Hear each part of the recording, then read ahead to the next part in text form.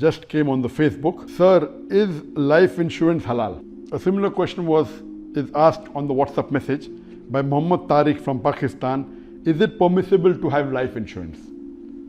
Life insurance per se is not haram in Islam. You have to tie a camel.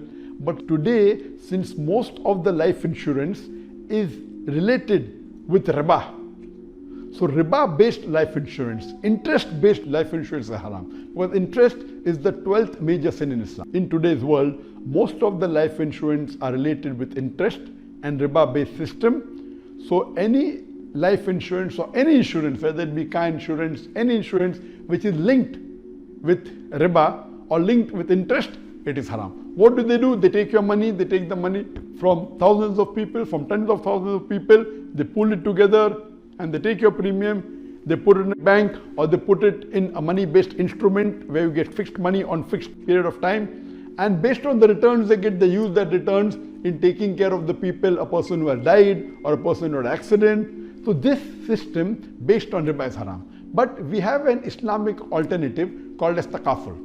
In the takaful system, in the Islamic life insurance system, what they do, the money you give, they invest in a halal investment.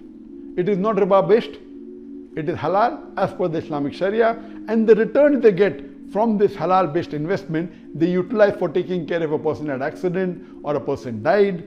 So if it is an Islamic life insurance based on the takaful, based on the Islamic Sharia, then life insurance per se is halal. But if it's based on a non-Sharia compliant or a riba based or interest based, it is haram.